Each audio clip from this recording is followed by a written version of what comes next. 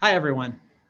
Welcome to today's webinar entitled Pieces of the Puzzle, Macroeconomic Factors Impacting the BFR Investment Space, hosted by SVN, SFRhub Advisors, Spruce Title, Hunter Housing Economics, and RCN Capital.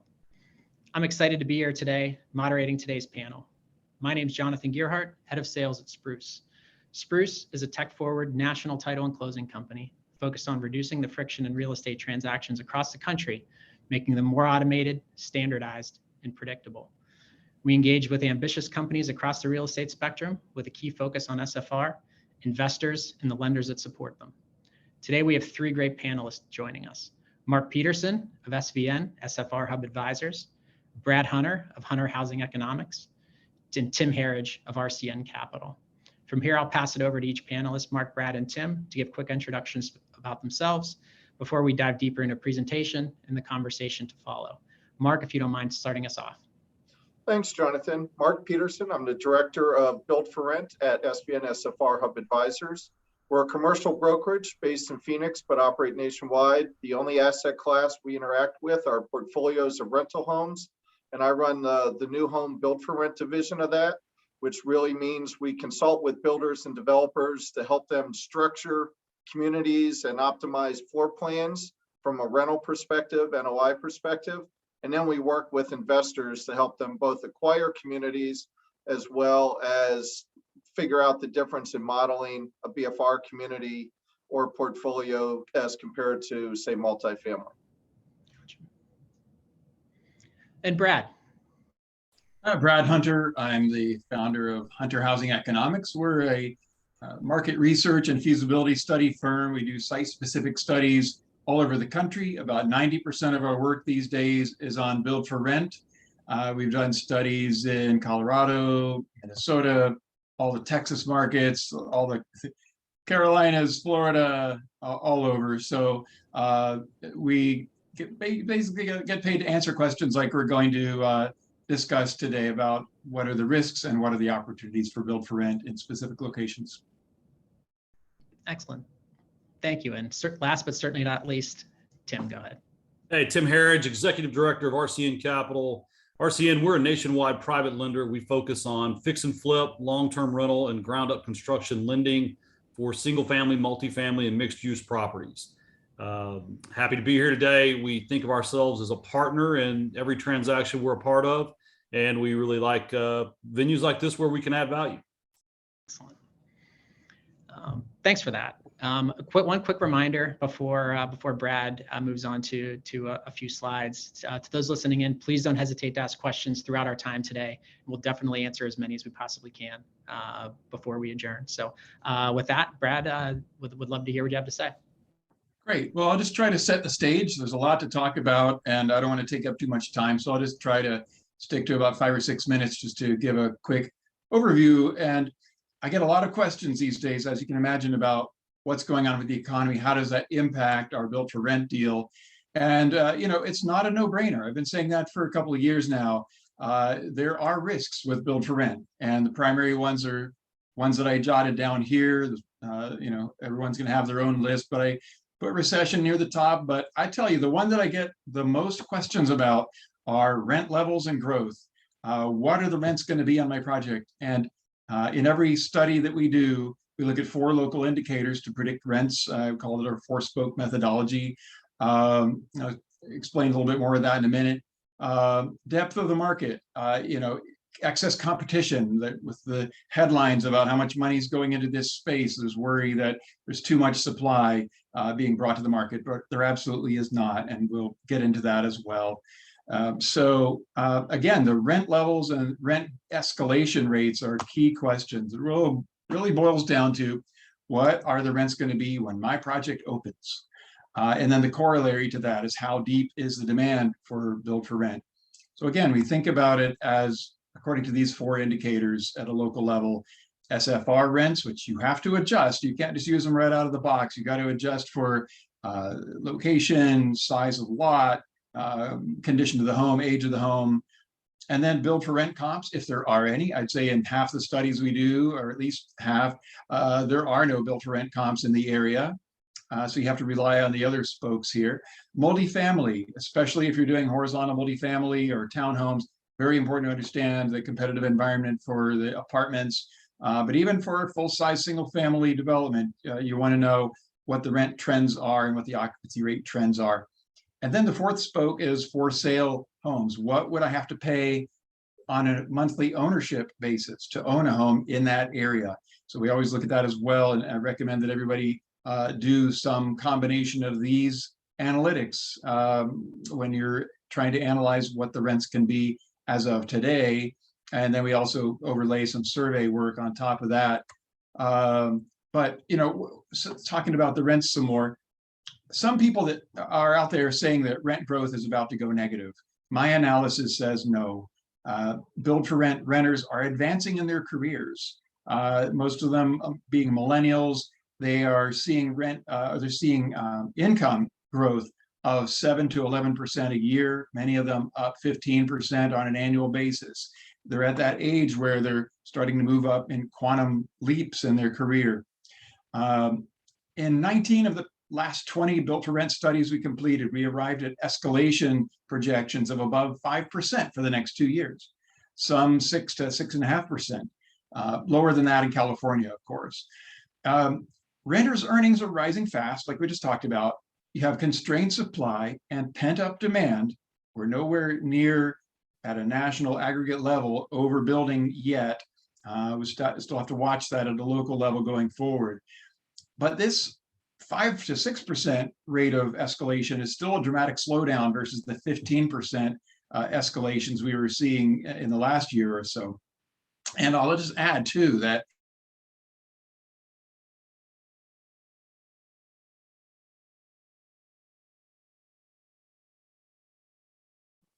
of 7 million leases and those renters, 23%, that's well below the 30 to 33% ceiling on affordability that people typically like to refer to. There is a risk, though, that on the subject of the for sale homes, that prices will fall in certain submarkets. Fall is probably an exaggeration. I think it's going to be a modest pullback in most areas, but that will affect the built for rent calculation and comparison. So we have to take that into account. And I will say too that builders are, if people perceive and expect that builders are lowering their prices, they'll want to rent even more. They'll want to rent until the home prices stabilize and maybe stay renters for a little while longer, hoping to get a better deal down the road. And then they might decide to stay renters just for the convenience factor, but that's a case-by-case scenario. Now, I want to also drive home a point that the build for rent market is bigger as a market than you're being told in most of the media. I'm seeing so many articles that really get it wrong. They cite this number from the Census Bureau from the quarterly starts and completions by purpose and design, and that shows around 51,000 starts for the purpose of rental of single family homes over the last year in the course of 2021. This is a way to correct the misperception, because as shown here in a screenshot from NAHB, they clarify, and this is really important, that the estimate of 51,000 excludes or only includes homes built and held by the builder for rental purposes. Look at that last paragraph. I'll read that second sentence. It's important. The estimates exclude homes that are sold to another party for rental purposes, which is a big part of the market. So you got the 51,000. Add to that 3 or 4% of single family starts. That's Bob Dietz's number from NAHB. He's the chief economist there. So that results in another 30 to 40,000 per year. So added together, you got 85 to 95,000 starts for build for rent in year 2021. And they're all getting absorbed as fast as they can be delivered so far. And John Burns tweeted that 10% of all the lots purchased in the last 12 months were for built for rent. And that lines up with that 85 to 95,000, which is about 8% of starts, 8% of single family starts last year. There's room for that to go up higher. And I think that that's the track that we're on. There's plenty of demand to absorb this supply. And you can see that on this page that shows the demographics of family formation and the millennials. You see that bulge that I pointed out with the blue arrow on the left. that's the peak of the millennial population. And you can see the age they're at now, and the peak still, we've still got another 5 years to go until that peak lines up with the peak of family formation age, because people are starting to form families at age, in their 30s instead of in their 20s nowadays. So I think that really supports that even though population growth as a whole is slowing down, there's a lot of growth of demand in this segment. And that lines up with my forecast where I'm saying it's 95,000 last year. This year, 110 to 120, 110 if we have a recession, 120 if we don't, and then it goes up from there. With that being said, I don't want to take up any more time. I'll stop and let Jonathan start the panel discussion, and I'll go on mute for the moment. Thank you. Thanks for that, Brad. A lot of positivity there. Certainly happy to see. Jumping in to the questions, would love to start kind of at a high level here. What are the key macroeconomic factors you consider when assessing a market or specific investment opportunity? Mark, if you wouldn't mind kicking us off. Sure, thanks, Jonathan. When we look at a site, what I'm primarily focused on is really investor demand more than resident demand. And a lot of the conversations I have, particularly with builders in, let's say, really deep tertiary markets, are always start off by telling me how much demand for the home there is, which is great, but the ultimate objective is to sell the community for most builders, not to own it forever. So what we look at is really not too dissimilar from multifamily. Where are the employment centers? What are the quality of schools? How far is it to the business district, even if it's, say, the Woodlands versus downtown Houston, if you're looking up in Conroe? And then to go from there, where's the retail? Where are the restaurants? Because just because someone's renting a house doesn't necessarily mean they want to rent a ranch and be out in the middle of nowhere. They want all the typical amenities that they're used to with modern life, just a little bit more space than if they're moving up from, say, an apartment or in from a larger house. So that's usually what we focus on. Tim, would you have anything to add there? Yeah, I mean, I think the way I look at it as an investor and a lender, it's supply and demand. And if we look for job centers, we look for job growth, job decline, population increase and decline, and availability of housing. Because as Mark was pointing out, there are so many markets in the U.S. right now that are constrained from the residents must pick apartment or, I hate to say substandard home, but less than new, an older pre-existing home. And I'm fortunate. I'm in my early 40s, and I have nieces and nephews that are millennials and that have great jobs and that choose to rent. And as a real estate investor of 20 years, it drives my wife and I crazy, especially when rates were 3%. And it's a lifestyle choice. And it's just, to me, it's not even anecdotal anymore. We've seen it so many times. So I think specifically, if you go back all the way back to 08, 09, when you look at the gas prices driving behavior, I think we start to see even more infill developments, build for rent developments, potentially townhomes, vertical communities, because lifestyle and access to what Mark said, entertainment, food, shops, that is driving where the occupants of these homes want to live. And it's supply and demand. That's just my focus. Really interesting. Brad, anything to add there? Yeah, I mean, these guys have covered the key points, but I would just add that you got to look also at the environment with supply and what the builders are doing. I think the builders right now, we saw that the new numbers on single family starts down 8.1% versus a year ago. So it's under 1 million now. But the builders are waiting to see how their sales go before they start more supply. And another point about the supply of homes, the supply or stock of single family homes that are rentals has actually fallen for each of the last 7 years. A lot of people are not aware of that because a lot of the formerly rented homes got put back into the for sale ownership market. So we, again, just kind of counteracts that concern that a lot of people have that there's overbuilding going on in single family rentals. Thanks for that. Looking at the headlines and implications of recent days and weeks, how is the rising inflation rate impacting the current BFR market and investment opportunities?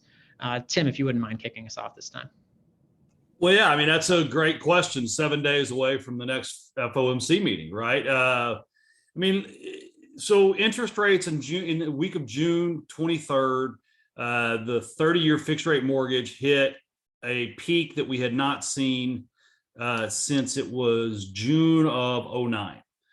Since then, we've come inside a little bit. Rates have gone down, and they've ticked back up a little bit. They're still below the June peak. I think we're seeing the great American whipsaw effect at the time being. Everyone wanted to sell. There's a lot of people that are selling right now that are afraid they missed the boom and are making some panicked decisions. And we see it not only nationally as RCN Capital, but I'm also an investor in the DFW market, and I see it in a very granular way as well.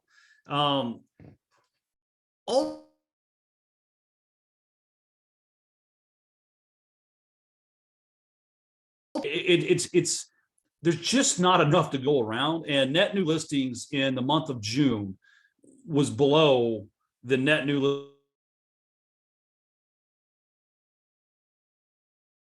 look at what that does. It was actually like a 4-year low.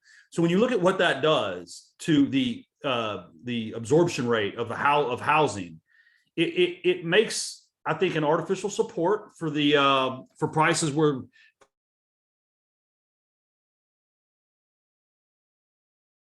I think interest rates, everybody says they're high, but I mean the 40-year average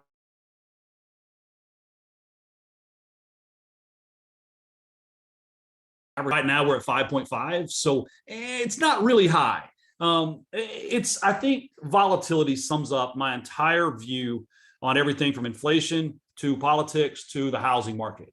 It's going to be a whipsaw couple months. Everyone is worried. There is a lack of liquidity out there because a lot of smart capital, or big capital, I should say, is sitting on the sideline.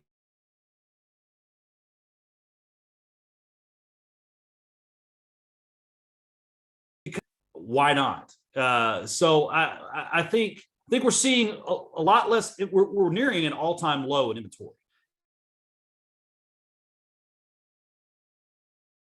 And in most markets, I mean, anyone can find the outlier and say that, oh, wow, vacation rentals, right? Those are hurting. Mountain.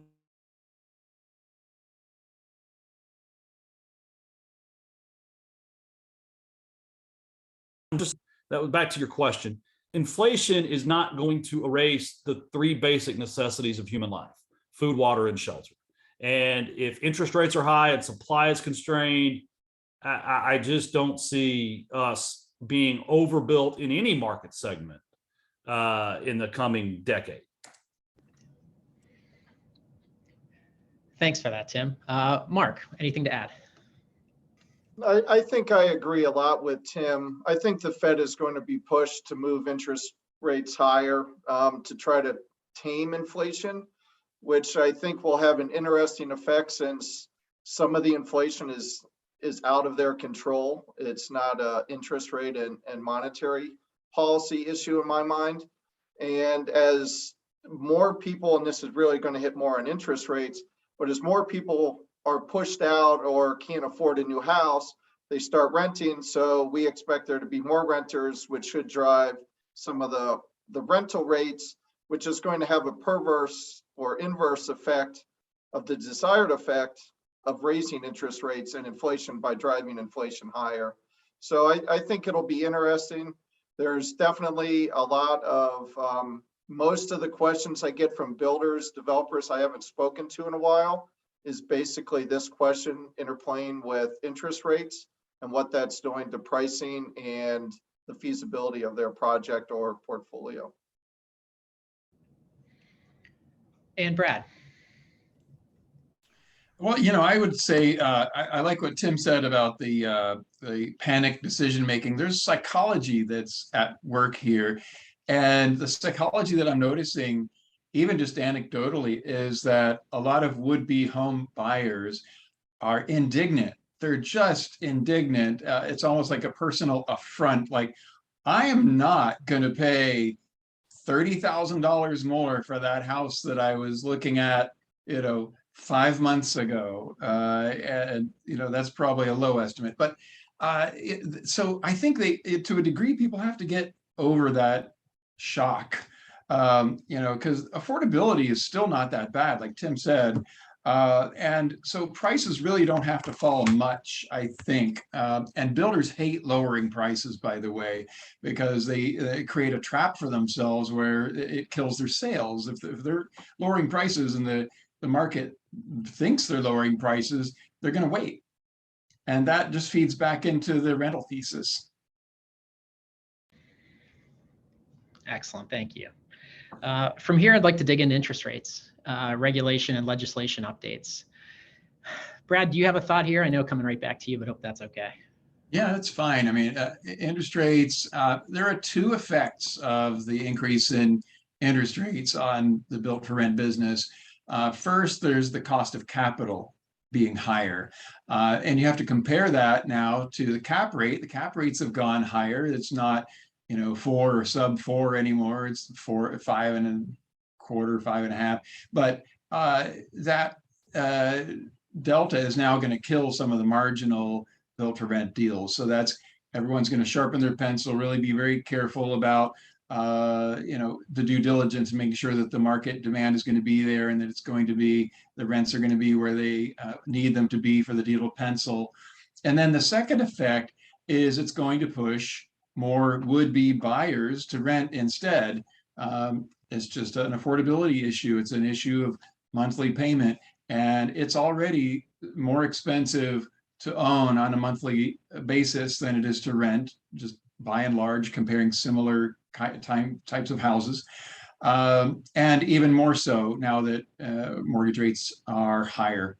And as I said, home prices could slide back a bit in certain areas, and that too might cause some would-be buyers to rent for another year or two, to wait and hopefully hope for a better price. So at least in the immediate term, for the next year or two, I think that this is actually not bad for the built for rent business and could actually be good.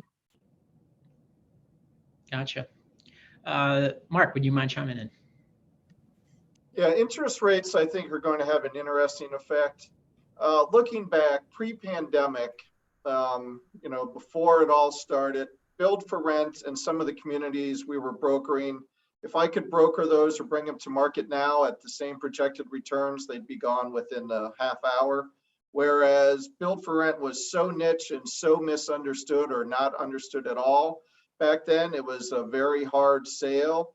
And I think that led to, with the pandemic ramping up and people moving out of the inner cities and a lot of them renting, it's almost been a perfect storm working against build for rent the last couple of years. Investor demand has been spiking.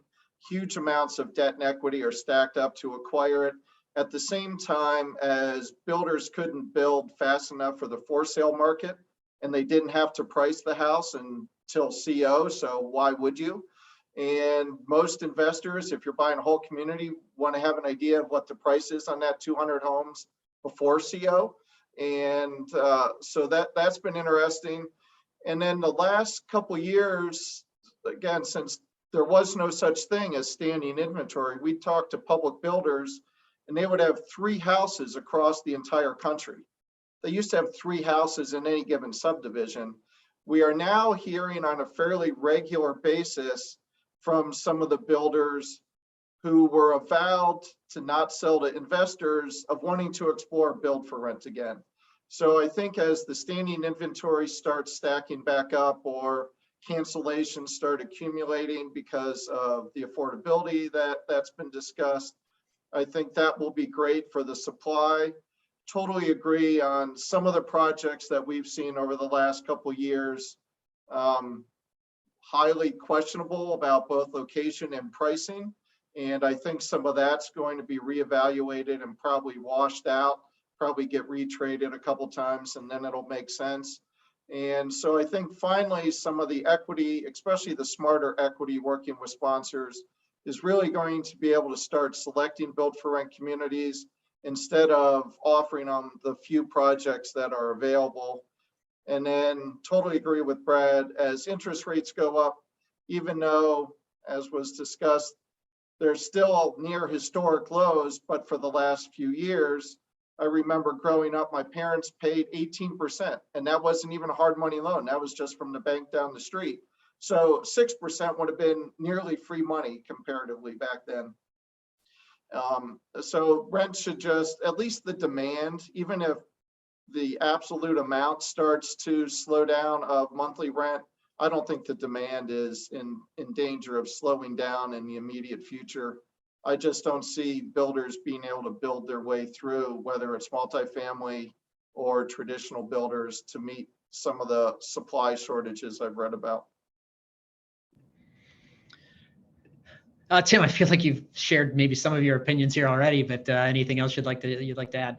Yeah, I wrote down compared to what, and it's the theme that Brad was discussing. He said they're going to wait, and if you look at just kind of the market dynamics between the public home builders, we'll just say 4 years ago they would have had in the DFR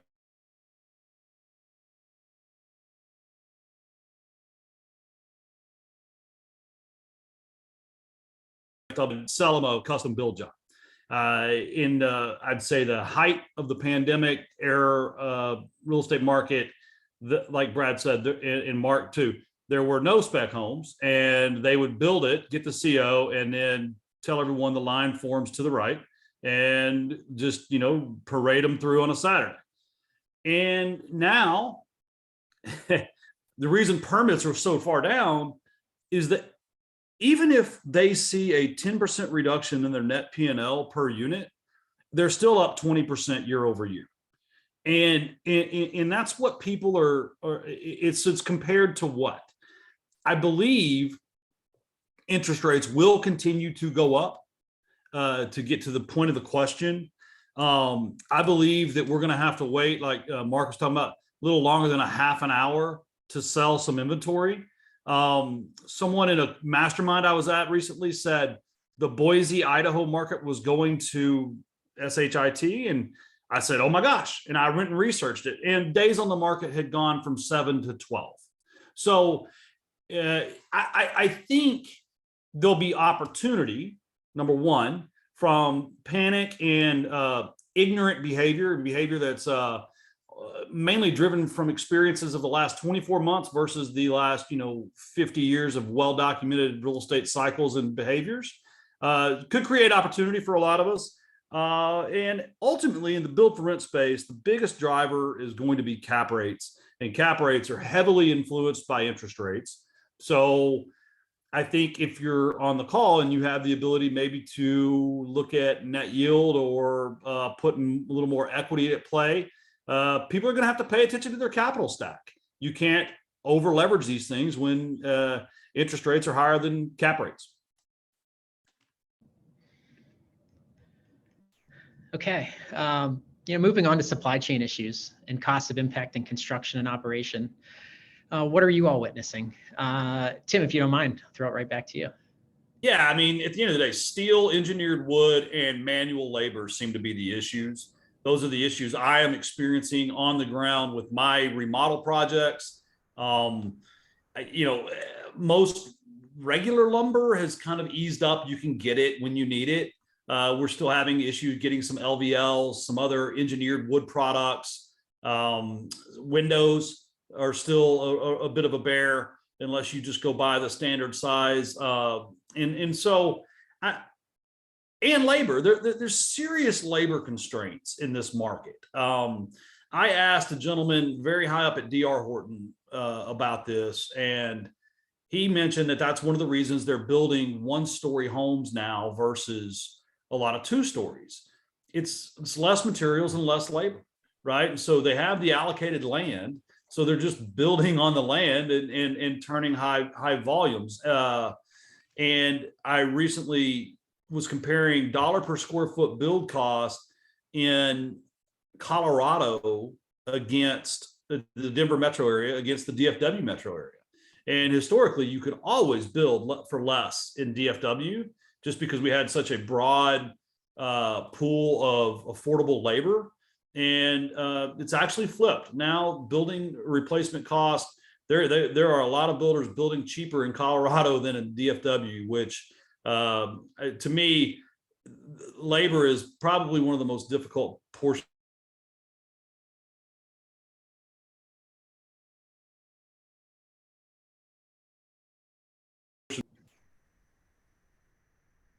Oh, sorry, Brad.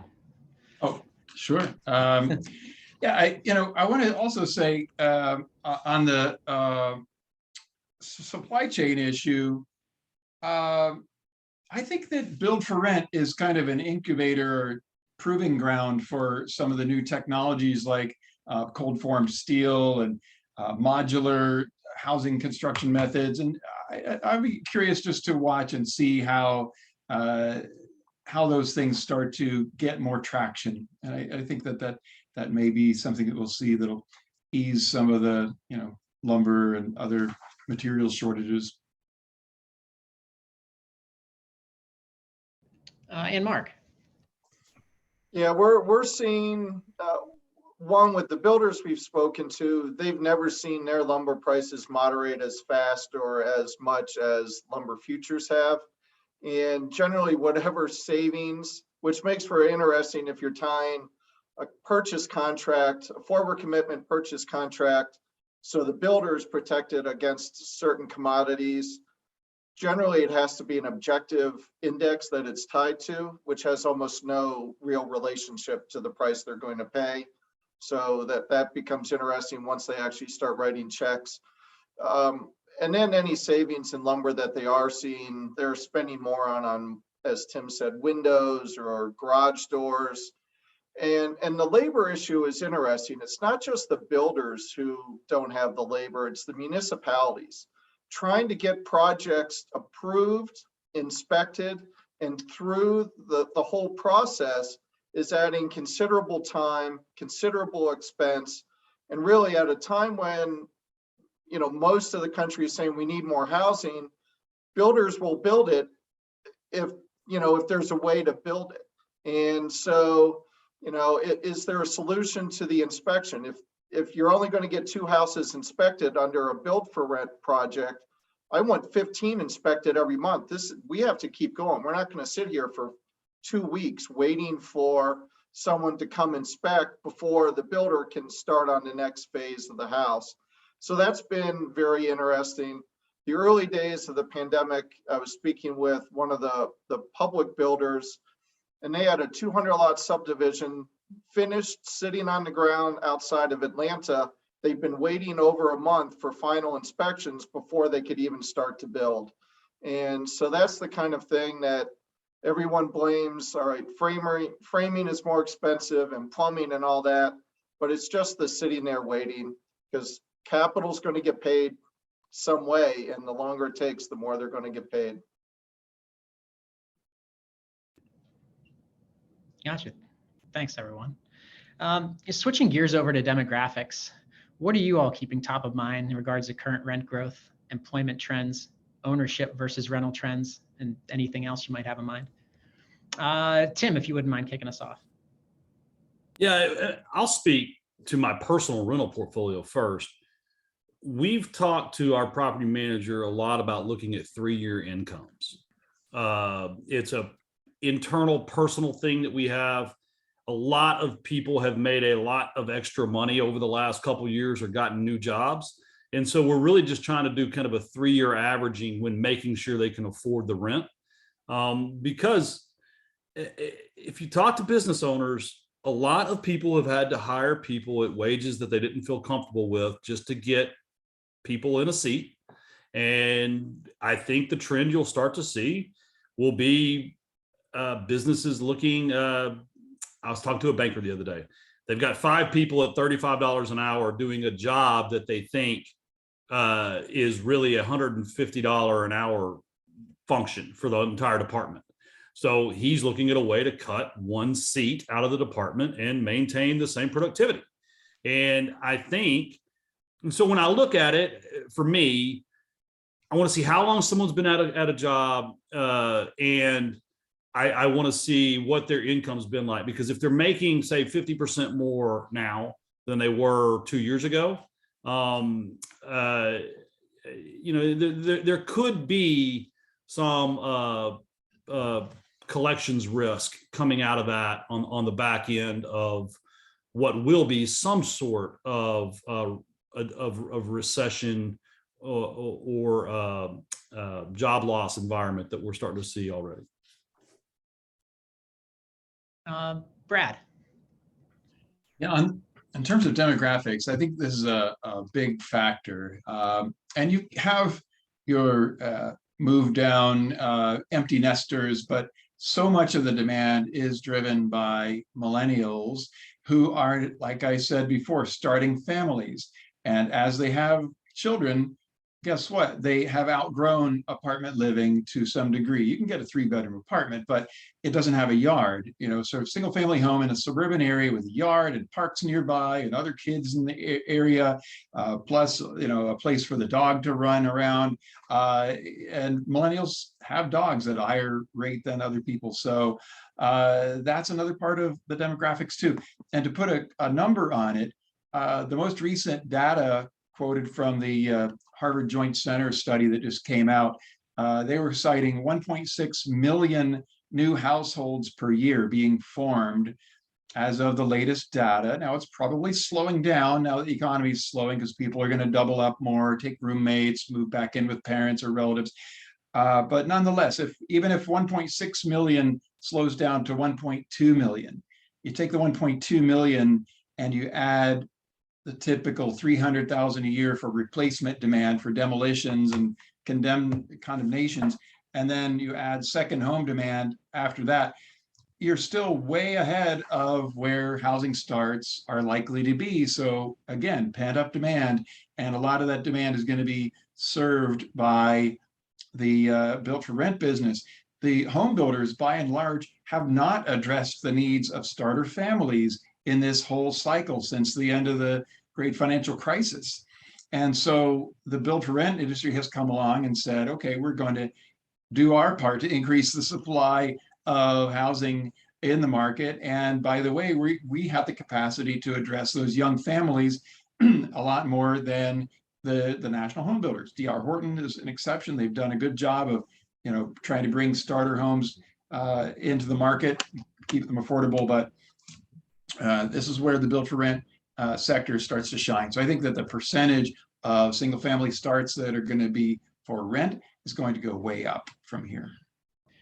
Yeah, and ancillary to that, I think we've seen that quite a bit at Spruce. These folks that are looking for new homes to either purchase from build to rent or current single family homes are looking for more ways to acquire more faster.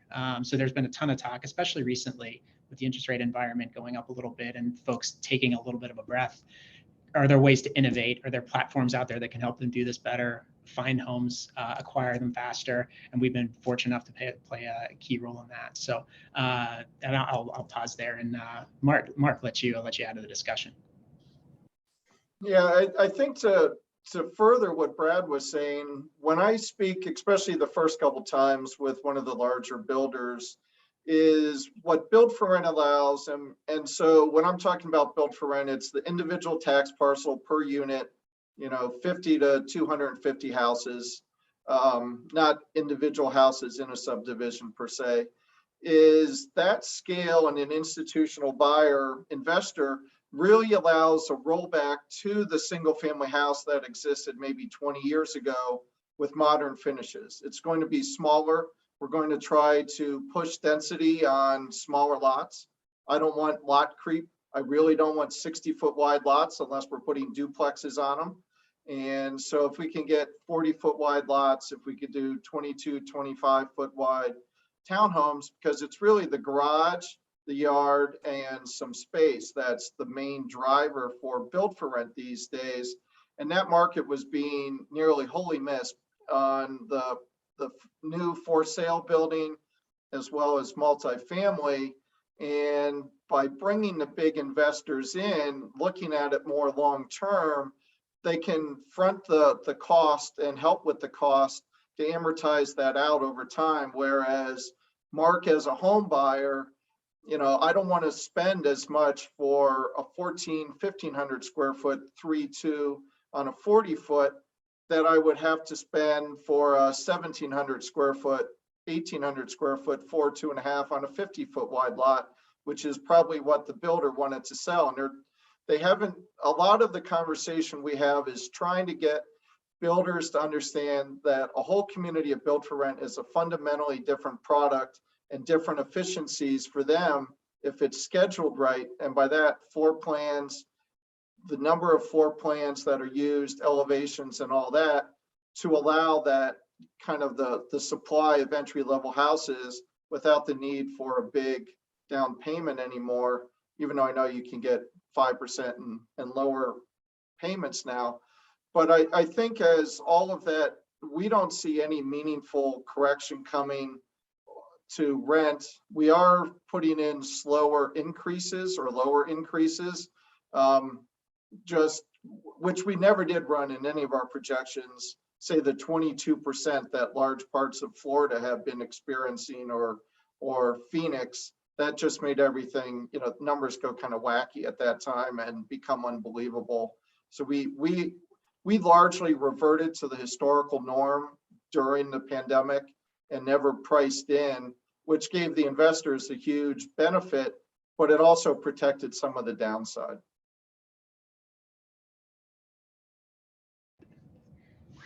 Excellent. Thanks, everyone.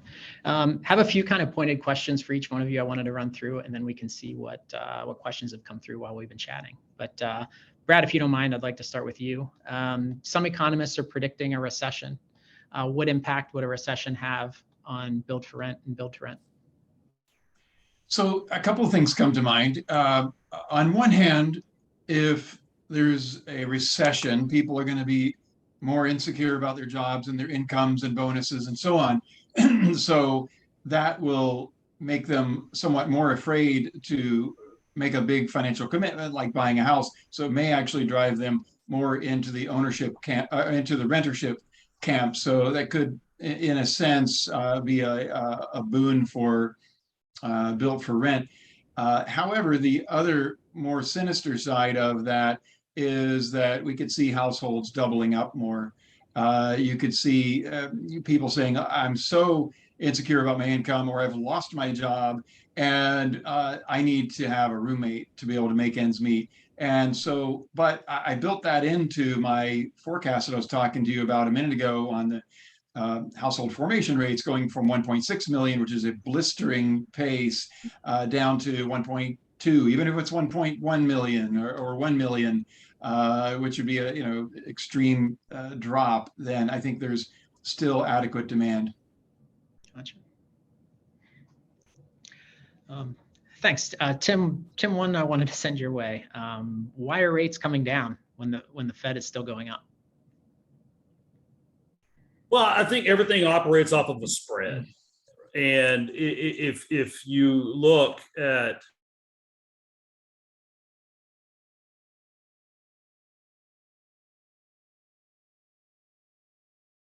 driven by the demand, and I think anything we're experiencing in this market right now has to do with supply and demand. So in June, the Federal Reserve was really into QT, and they started offloading bonds, and rates were going up. And so you had all this paper that I think is a bit of a greed play, which is fine with me. I'm a capitalist. So it's with what gets the bid, the federally backed and guaranteed low interest paper, or the DSCR paper that is really a non-QM product. So what happened is I think interest rates on the 30-year fixed Fannie and Freddie product, as well as the DSCR paper that we originate, probably gapped out wider than it should have based off of the actual underlying increases. And because nobody really knew what the pricing was going to be and what the demand would be and what the appetite would be. And so we've seen some loan buyers exit the market. We've seen some loan buyers say, we'll wait a month or two. And a lot of that has to do with the weighted average coupon, right? I mean, if I tell you have $100 million to spend this quarter, do you want to spend it on 6% paper or 8% paper? So I think lack of liquidity, some poor execution in the securitization market, and a bit of the panic side on the financial side, the same way that the homeowners have panicked, just drove to probably gapping out wider than it should have. So then it came back in, but I still think it continues to go up for the time being. Gotcha. Mark, I wanted to send this one your way. How have the last 6 months of interest rate increase affected the availability of scattered new home inventory? Yeah, that I hit a little on it earlier. It's been very interesting. So just yesterday, I was reached out to by one of the public builders who all of a sudden has standing inventory and never wanted to sell to investors prior. And as it comes along, I think the public builders in particular, it's going to be interesting because I think they're under as much pressure from Wall Street to maintain the number of sales as well as revenue. And if the traditional for sale market is going to slow down and cancellations go up, then build for rent and the investors are one of the natural or the last group standing who wants to acquire houses en masse. And once the whole kind of an investor works through with a builder, all right, we like these 3 floor plans, we like these general areas, instead of here's everything across the country, then it can become a very efficient kind of transaction or series of transactions between the builder and the investor. So I think it will start to ramp up. We're expecting quite a bit of ramp up on the brokerage side and tweaking our processes and systems just to be able to deal with what the influx that we're anticipating. Gotcha. I'd chime in on that too. The pain in single family for the builders, the for sale home builders, is real.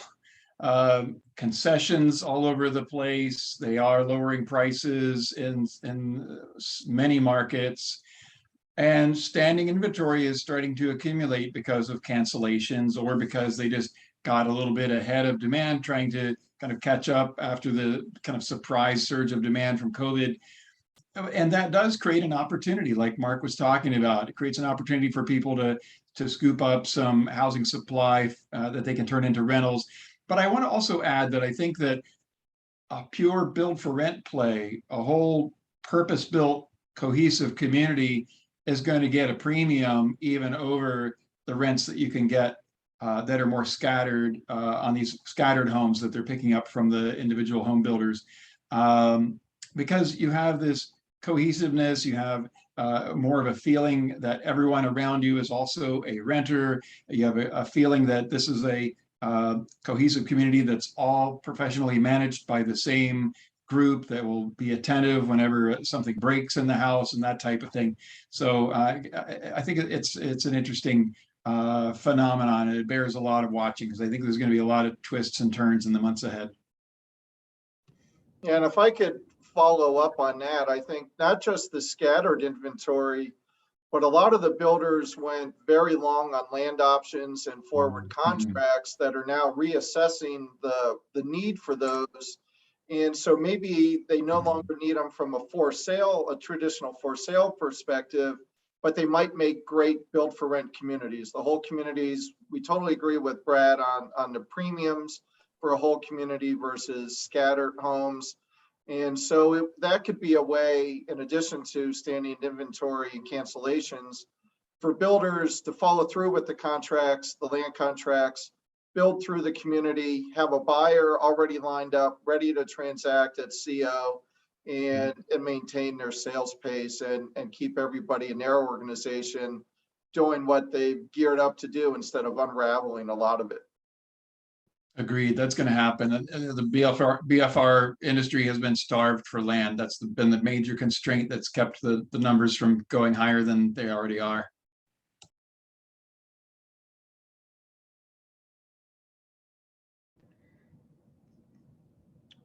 Okay, Brad, I think there was one question here that you wanted to chime in. Are capital groups starting to acquire standing inventory from builders that have resulted from retail buyer cancellations? Yeah, I think that's the question that we really just answered. Okay. Okay. Do we have time for one more? I think one more. Could you guys chime in maybe about the California market in particular, just being so massive in size, and any views on how that market looks and how it might be different from kind of the rest of your experience around the country? I'll just say that that's one of the markets, when you look at gross yields and net yields, it's heavily influenced by interest rate pressure. And the groups that are willing to take on those projects typically have a longer horizon that is baked into a lot more of asset growth versus yield growth. So I think I personally feel like California is impacted a little bit more by interest rate increases on a BFR basis, but I'm not quite sure what cap rates are looking like. Mark would have to answer that. Yeah, for us, when we look at California, very distinct realities between coastal California and inland California. Coastal California, the investor, I think, almost has to be either playing with negative interest rates, sovereign debt from somewhere else, and they're just looking to place it in the US. And a 3 cap all of a sudden makes sense because it's a 5 cap. Or they're a local investor and they know the market and they're doing exactly what Tim mentioned, is they're basically betting on appreciation. You start getting into from Sacramento on down through the populated areas, rents are ridiculously high for a 3-bed house compared to almost everywhere else we look. They're far more expensive, but they still make sense. But you still have to buy into the notion of California. And to some extent, how wacky are the politics going to get? Are they going to put in meaningful rent control? Is it going to apply to single family houses or just multifamily? And how far down that do you want to go? And I'd throw the same thing into, say, Oregon and some of the controls they're trying to put into place. And I'll just add, I think it's funny. I've gone and been a speaker at a lot of conferences on this subject. And at some of those conferences, at many of them, I heard speakers say that build for rent doesn't work in California, which is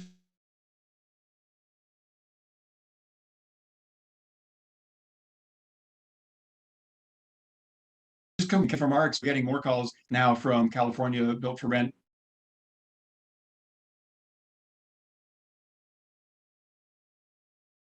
developers, and there absolutely is a. I do have to say one thing, Brad, and I think that's a great way for me to stop talking, is I think investors have to be careful about broad statements in today's house.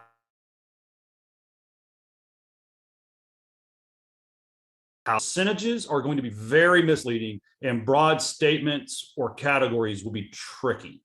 So my advice is dive into the local market, dive into the core fundamentals. It's time for probably some people to practice some discipline and hone their skills a little bit more than they've had to the last couple of years. But all in all, I agree with everyone on this. A broad brush would say that the market's fine, and that, in my opinion, that's true. There are some areas that maybe the market's not fine. And it's just going to come down to individual investment thesis and objectives. Yeah, you got to do the local homework. Great. Well, that's it on time.